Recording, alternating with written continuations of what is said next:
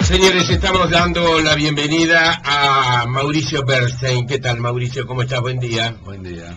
Es un gusto reencontrarnos contigo. Mauricio Bernstein, muchos de los oyentes deben recordarlo, es un montevideano que desde muy pequeño, según él lo ha confesado también, le fascinaron las historias de viajes que traían sus padres. En la escuela jugaba con un compañero de banco, que hoy es un doctor, a encontrar rutas diferentes para regresar caminando desde la escuela hasta su casa.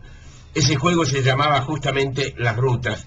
Esto es algo como, lo tomo de un texto escrito por el propio Mauricio Bernstein, que dice: es difícil precisar la fecha en la cual un hombre comienza su vida trashumante, quizás el mismo día que nace. Mi primer gran viaje fue en 1979, cuando me tocó vivir en Nueva Inglaterra, Estados Unidos, y desde entonces, con intermitencias aquí y allá, ha proseguido hasta el día de hoy. Las vicisitudes de la vida me han llevado desde las islas de Indonesia hasta los mercados de Guatemala, pasando por las aldeas de Mali y los horizontes de la Blue Mountains en Australia.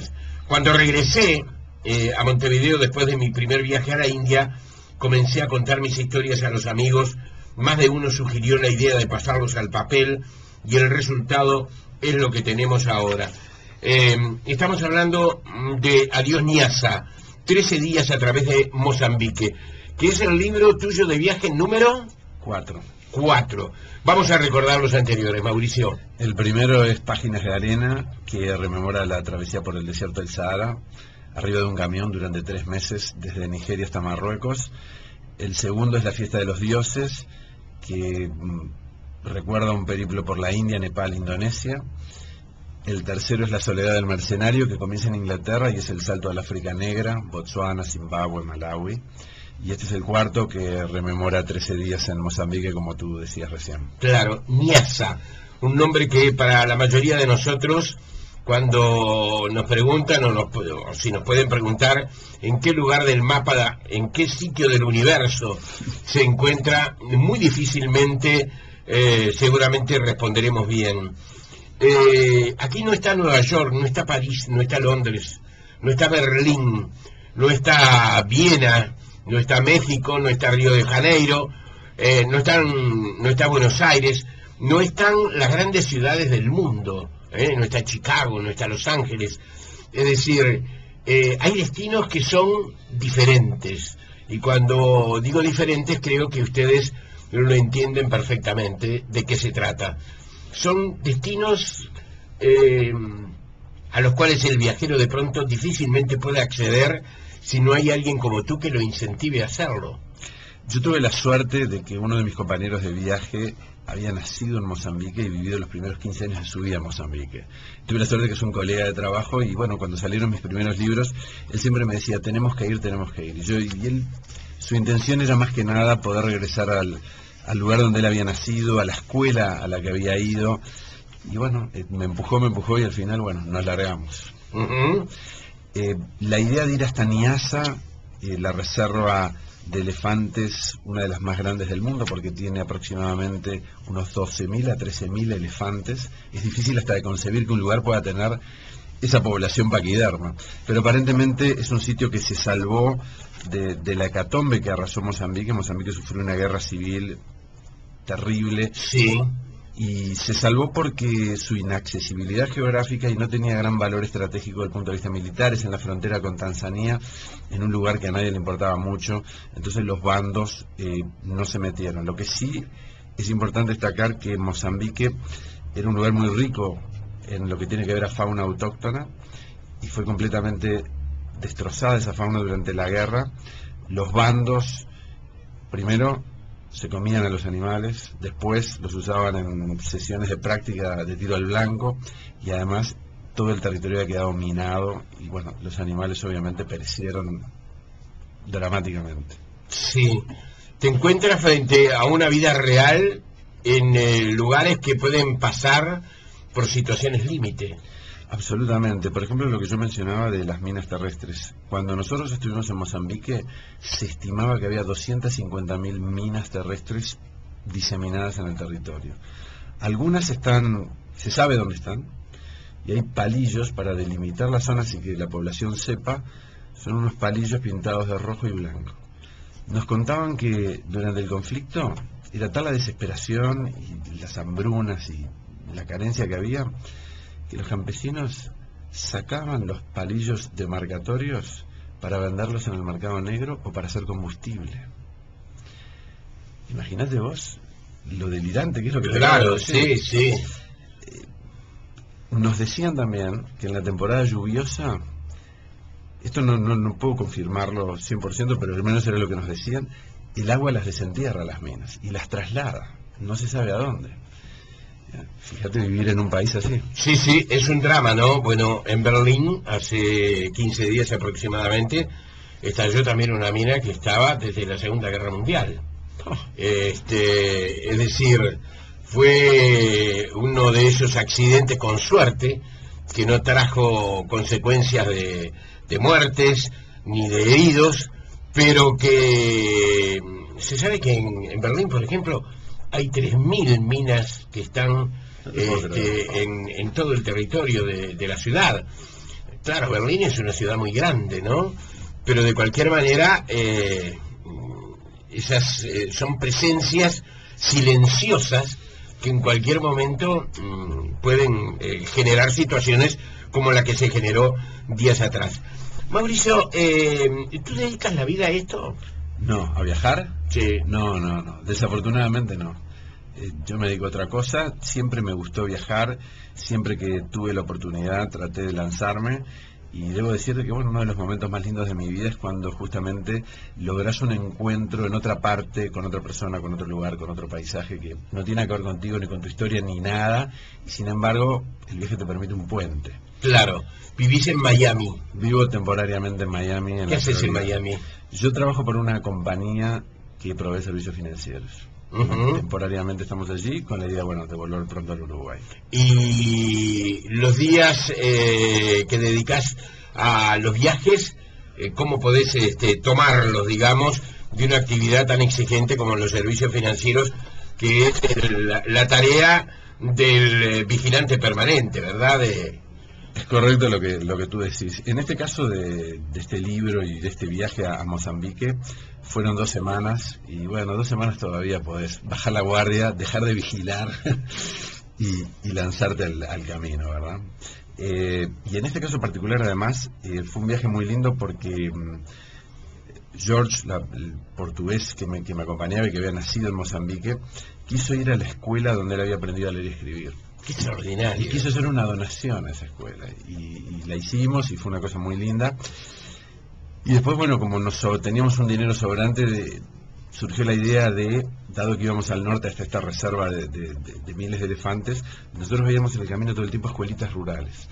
Entonces, bueno, hicimos como un periplo en el que íbamos donando útiles escolares a través de las escuelas rurales del Mozambique profundo, para decirlo de alguna forma. Qué fantástico, ¿no? Y fue una experiencia realmente formidable. Además, te encontrabas con sucesos tremendos. Recuerdo siempre la primera escuelita rural que fuimos, era una casucha de barro, no tenía ventanas, no tenía puertas, en medio de la nada, no tenía pizarrón. Y lo que te quería contar es que no les enseñaban a leer y escribir. Porque si no tenés pizarrón, si no tenés cuadernos, si no tenés lápiz, no puedes aprender a leer y escribir. No podés, en abstracto no se puede. Entonces le preguntamos a maestro, ¿pero vos qué les enseñás? Y él dijo, no, yo no les enseño a leer y escribir. ¿Pero qué les enseñás? Yo les enseño canciones, tradición oral. Y los veíamos llegar a los niños con asadas a la escuela. ¿Las asadas para qué son? Marcar caminos, limpiar la maleza. Eso es lo que se hace en estas escuelas.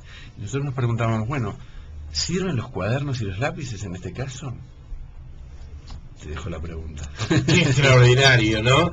¿Te acompaña tu señora también en estos viajes o prefiere de pronto otros destinos?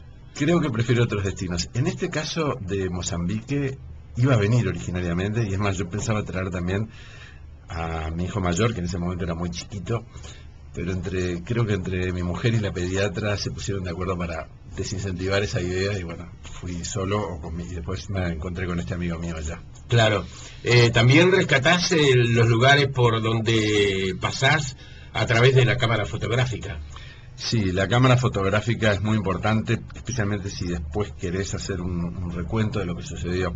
Yo generalmente tomo notas, pero a veces tengo blancos en los que digo, bueno, los voy a llenar después y después nunca llega. Y tenés que llenar esos blancos con...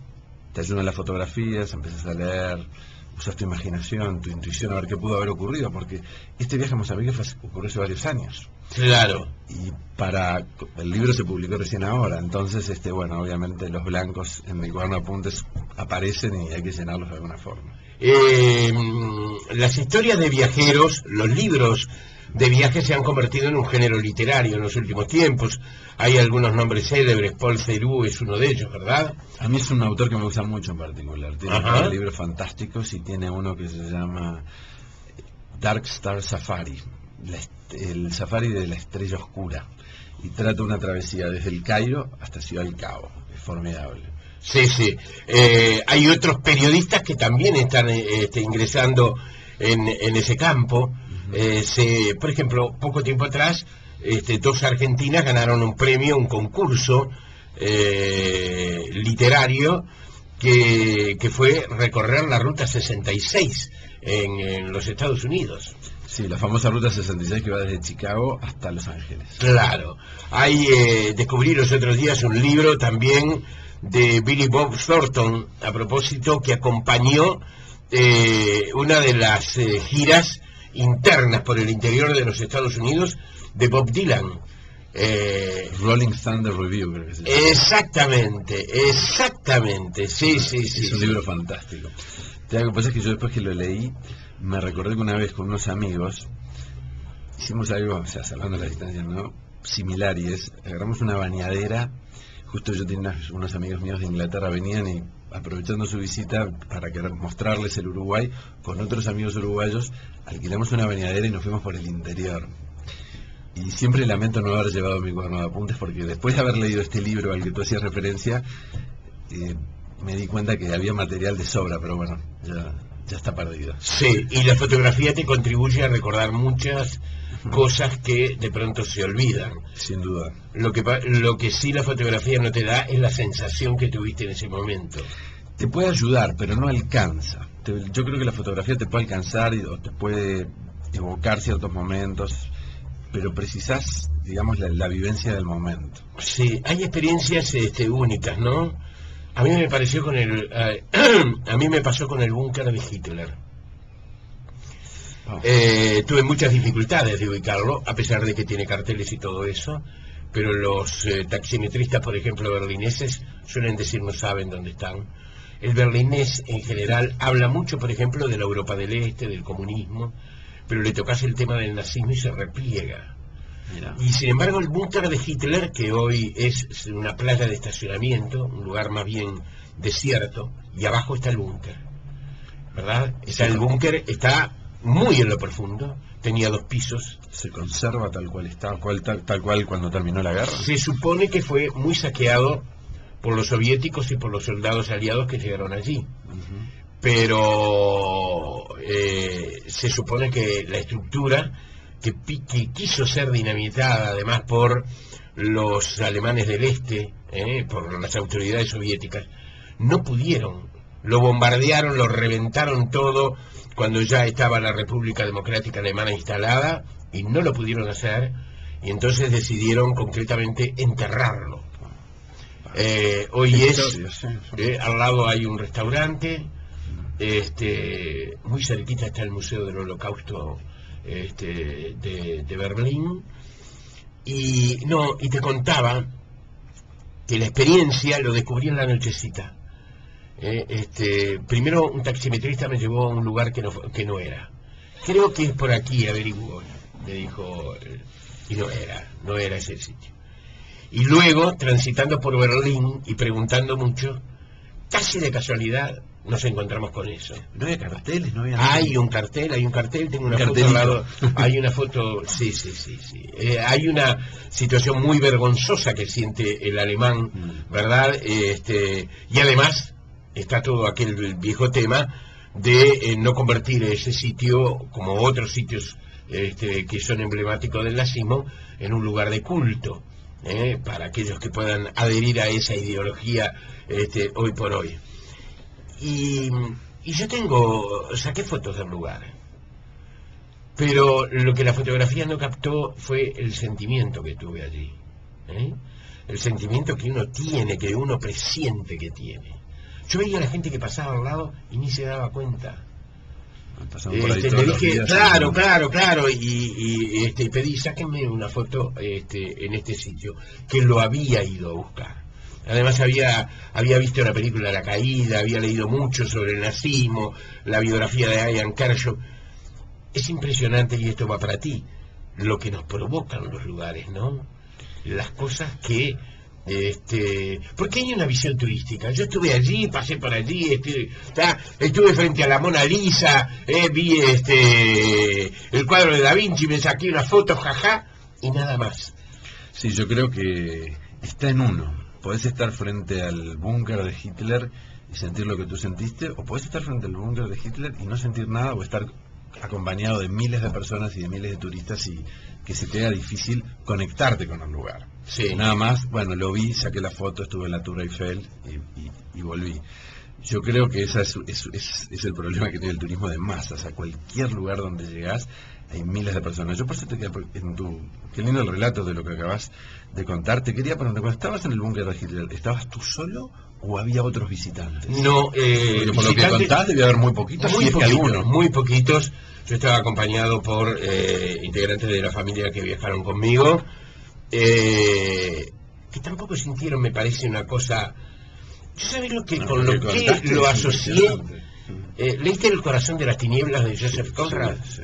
¿Te acordás cuando el comandante se va viajando por el río y él dice, me voy internando en un lugar tenebroso, oscuro, maligno, donde voy a descubrir las raíces del mal, una cosa así? Sentí lo recordé, pero de inmediato. Señores, hacemos una pausa y ya vemos los contenidos de Adiós Niassa, 13 días a través de Mozambique, de Mauricio Bernstein. Adiós Niassa, ¿qué vamos a encontrar en este libro, Mauricio? Bueno, vamos a encontrar un viaje desde la capital de Mozambique, se llama Maputo, en la frontera con Sudáfrica, hasta la reserva de Niassa en la frontera con Tanzania. 13 días en la ruta, aldeas, en fin, todo lo que uno puede encontrar en el Mozambique rural, y la verdad que fue una experiencia formidable. Se habla de la belleza africana en cuanto al paisaje. Es un paisaje bello, pero un paisaje doloroso también. Es un paisaje conmovedor, creo yo. Yo siempre pienso que esas extensiones abiertas que hay en África y donde no ves ciudades, no ves el rastro del hombre por horas y horas que estás manejando, y lo único que te enfrentas es a la naturaleza. Pienso que de alguna manera es el sueño de África, ¿no? Llegar al lugar antes de la caída, para decirlo de alguna forma, o sea, el lugar no tocado o no contaminado por la historia. Es una fantasía, es una ilusión, evidentemente no es así. Tú tenés aldeas y tenés tribus y tenés personas que están yendo y viniendo. África sigue siendo un lugar, a pesar de la migración hacia la ciudad, un lugar con una fuerte base rural.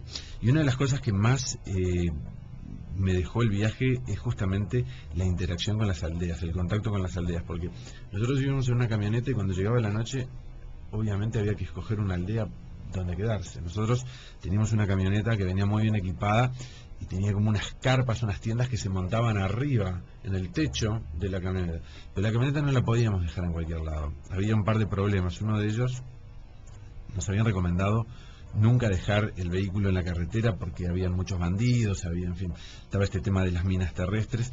Tratar de meterse en una aldea y dejarlo allí. Y bueno, imagínate tú, estás en un camino, se está acercando la noche, tenés que bajar y tenés que meterte en una aldea como es en las películas. Chozas de barro, techos de palma entrelazada, africanos que no saben por qué tú llegaste, qué estás haciendo ahí, qué esperan de la visita, no sabes si vas a tener una respuesta hostil, no sabes qué puede suceder. Yo recuerdo, por ejemplo, esto está contado en el libro, de que la primera vez que tuvimos que enfrentarnos, entre comillas, en una aldea, obviamente pedíamos permiso al jefe de la tribu a ver si nos permitía quedarnos. Y me acuerdo que este señor estaba muy reticente y no quería dar el ok. Y nosotros le preguntamos, bueno, ¿cuál es el problema? Tranquilos, venimos en son de paz. Y él nos dijo, no quiero que duerman con mis doncellas. Tenía sus mujeres y él pensó que nuestra intención era compartir el lecho con ellas, que obviamente no lo era. Entonces, en ese momento, para convencerlo de que no era así, nos pusimos a armar ese armatoste con las tiendas arriba, y bueno, eso lo persuadió de que no era nuestro propósito compartir sus mujeres, sino, bueno, pasar una noche tranquila en la aldea. Y creo que una de las cosas que, como te decía, más fuertes del viaje fue justamente esa interacción con africanos que están en otro momento de la historia, ¿no? Claro. Mauricio, ¿y qué sentiste? ¿Hostilidad? ¿Hay hostilidad hacia el hombre blanco todavía? Definitivamente no. Una de las cosas más, te diría, maravillosas que te podría contar de ese viaje es que en todas las aldeas en las que nos tocó dormir, y mirá que no fue una, fueron 4 o 5 aldeas, en ninguna de ellas hubo gesto alguno de hostilidad o violencia, agresividad, todo lo contrario. Nos recibieron con los brazos abiertos, nadie nos esperaba, incluso en algunas aldeas, y tú sabes que en África la comida no sobra. La verdad que en Mozambique no vi la pobreza que vi en otras partes de África, pero no sobra. En algunas aldeas nos llegaron a decir, perdónennos que no los podemos invitar a comer, pero no sabíamos que venían. Qué extraordinario, ¿no? Y mirá que es decir, el trato que en general se le adjudica al hombre de campo aquí en el Uruguay. Exactamente. Mirá qué buen paralelismo, exactamente. Tú llegabas, pedías permiso, te preguntaban a veces, bueno, cuáles eran tus intenciones, como yo hacía referencia recién, pero una vez que pasaba esos minutos iniciales, siéntanse libres, siéntanse en su casa. Montábamos las tiendas, preparábamos la cena. Los aldeanos tenían mucha curiosidad por lo que hacíamos, mucha curiosidad. Yo, por ejemplo, trataba de tomar notas antes de que viniera la noche, te rodeaban a ver lo que escribías. No entendían nada, o sea, yo escribía en español, aparte tú estás arriba de tu cuaderno escribiendo tus garabatos y tenés 10 personas arriba tuyo tratando de ver qué es lo que tú estás escribiendo. No me voy a olvidar que yo estaba con 2 amigos y uno de ellos era un amante de la poesía, le gustaba leer poesías y tenía unos libros de Octavio Paz, el poeta mexicano, él era un gran fanático de Octavio Paz, y recuerdo que en una aldea, ya era tarde, nosotros estábamos tranquilos, nosotros 3 conversando, estaba oscuro y teníamos linternas de mineros, ¿verdad? Y él dijo, quiero leerles un poema que tiene que ver con esta noche fantástica que estamos teniendo. Y cuando prende su linterna salen de minero, corriendo. No, descubrías que tenías toda la aldea a tu alrededor escuchando lo que nosotros conversábamos, que obviamente no lo podían entender. ¡Qué extraordinario! Y él agarró y siguió, les dijo, voy a leer igual, pero yo decía, no van a entender nada, va a ser una poesía en español que se habla portugués, pero igual. Y nunca me fue un momento así sublime, porque imagínate que tú estás en África, que ni siquiera sabes en dónde estás, ni siquiera sabes el nombre de la aldea en la que estás, porque la mayoría de ellas creo que no tienen nombre, o al menos no lo pudimos saber. Y que estés rodeado de, no sé, 30, 40 africanos que no sabes ni el dialecto que tienen, no sabes absolutamente nada de ellos no saben nada de vos, y este señor se pone a leer poesías de Octavio Paz en medio de la noche africana. ¡Qué fantástico! Un país rico en diamantes, ¿no? No. ¿No? El que es rico en diamantes es Sudáfrica, que está pegadito. Ajá. Pero parece que ahora han hecho algunos descubrimientos, justo me contaba un amigo, y puede ser que se convierta en un país rico, no sé si es en diamantes o en gas natural, en fin, ese tipo de cosas. Han habido últimamente algunos descubrimientos de recursos naturales que, bueno, muy prometedores. Sí, aman el fútbol. Aman el fútbol. ¿Te identificaban como uruguayo? No tenía ni idea de lo que era Uruguay. Yo te confieso que yo tampoco tenía idea de lo que era Mozambique. Mi único conocimiento de Mozambique era Eusebio. No sé si te acuerdas. Claro, Eusebio, sí, Benfica. Sí, gran jugador. Gran jugador. Sí. Se juega mucho al fútbol. Es una pasión, lo veías en las aldeas, los niños hacían con plásticos y papeles, armaban una pelota de trapo. Una pelota de trapo, no sé si era de trapo o de... Sí, de lo que fuere.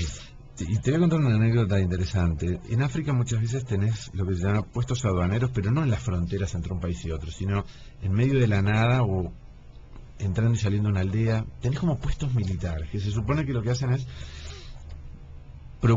vigilan que en la temporada lluviosa los camiones no destrocen las rutas, que ya de por sí son muy malas.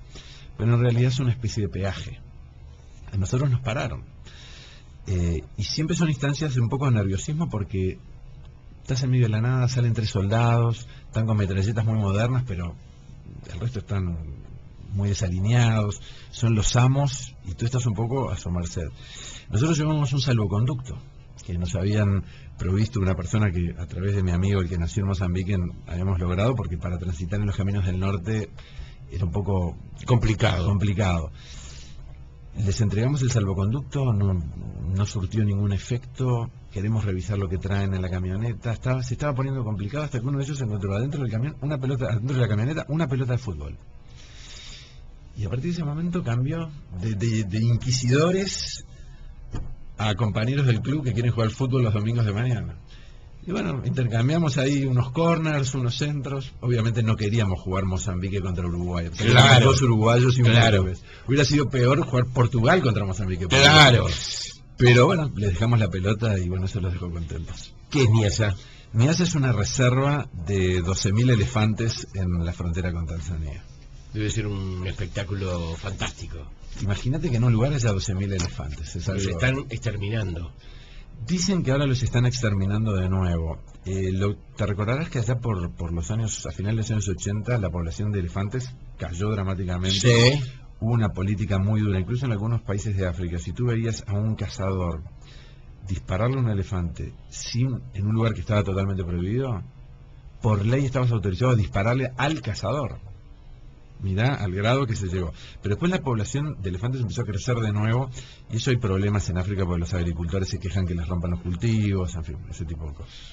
Señores, el registro de esta experiencia está en este libro Adiós Niassa, 13 días a través de Mozambique, una edición de fin de siglo. Adiós Niassa.